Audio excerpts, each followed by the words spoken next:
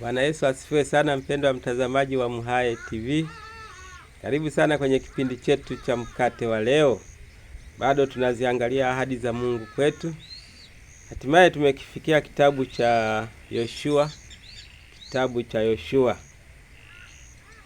Tutaanza na sura ya kwanza, kitabu cha Yoshua. Ikawa baada ya kufa kwake Musa mtumishi wa Bwana, Bwana akamwambia Yoshua mwana wa Nuni, mtumishi wangu Musa, mwana wa Nuni, mtumishi wa Musa, akasema, Musa mtumishi wangu amekufa.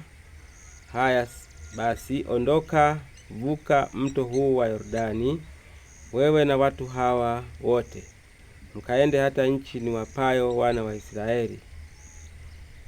Kila mahali zitakapokanyaga nyayo za miguu yenu nimewapa ninyi, kama nilivyomwapia Musa, tangu jangwa hili na mlima huu Lebanoni mpaka mto ule mkubwa, mto wa Frati, nchi yote ya Wahiti, tena mpaka bahari ile kubwa upande wa machweo ya jua. Hapo ndipo patakapokuwa mahali penu, hapo ndipo patakapokuwa mpaka wenu. Amen.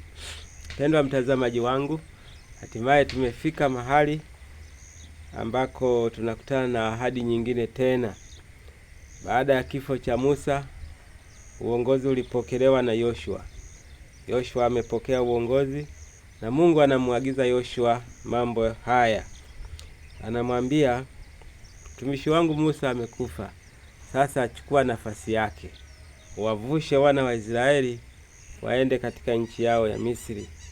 Anamuonyesha wataanzia hapa mpaka pale, wataishia hapa. Kwa hiyo baada ya kifo cha Musa, Yoshua sasa ameshapata nafasi hii ya kuwaongoza Waisraeli. Mungu anamwambia ile nchi mtakayoenda, kila mahali, jambo muhimu hapa, anasema kila mahali nyayo zenu zitakapokanyaga nyayo za miguu yenu nimewapa ninyi, kama nilivyomwapia Musa mtumishi wangu. Kila mahali nyayo zenu zitakapokanyaga nimewapa kutawala, nimewapa ninyi kutawala, nimewapa ninyi nchi hiyo. Kwa hiyo kwa kifupi anawaambia, hakikisheni mnakanyaga kutoka mashariki mpaka kaskazini, kusini na magharibi, kote kote, kila mahali mpite kwenye hiyo mipaka niliyowaonyesha. Kuna mipaka amewatajia, amesema tangu jangwa hili la mlima huu Lebanoni mpaka mto ule mkubwa, mto wa Frati. Halafu anasema nchi yote ya Wahiti, tena mpaka bahari ile kubwa upande wa machweo ya jua. Hapo ndipo patakapokuwa mpaka wenu. Maana yake anawaonyesha ramani ya nchi ilivyo, anawaonyesha ramani ya nchi yao itakavyokuwa. Lakini muhimu hapa tunachoona, anasema kila mahali nyayo zenu zitakapokanyaga nimewapa, kama nilivyomwambia Musa mtumishi wangu. Kila mahali nyayo zenu zitakapokanyaga. Hii ni ahadi Mungu aliwapa wana wa Israeli, kwamba kila mahali nyayo zao zitakapokanyaga amewapa.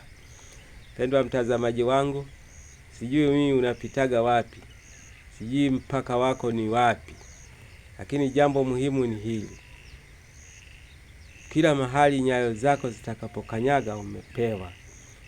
Kwa lugha rahisi ya sasa ni hivi: sijui unaishi mkoa gani, hapo huo mkoa ulipo Mungu amekupa huo, utakie amani huo mkoa. Sijui unaishi wilaya gani, hiyo wilaya aliyokupa hebu itamalaki, wewe itamalaki. Mimi sijui unaishi kwenye tarafa gani, hiyo tarafa aliyokupa hebu itamalaki.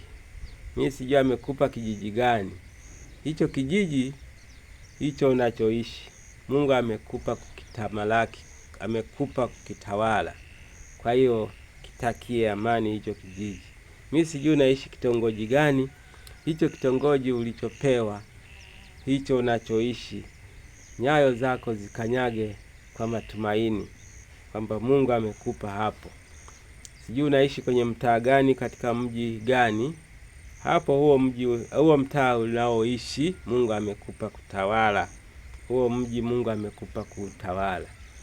Kwa kifupi ni kwamba kila mahali ulipo Mungu amekupa. Wako watu wengine wanaacha kujenga nyumba eti kwa kuwa huku si kwetu. Kule kwao hawezi kujenga, huku hawezi kujenga, mwisho wa siku anajikuta hana nyumba. Mtu asikwambie, jenga popote pale ulipo, zote ni ardhi Mungu amekupa. Biblia inasema mahali Mungu amekupa kukanyaga, mahali Mungu amekupa kufika, huko ni kwako.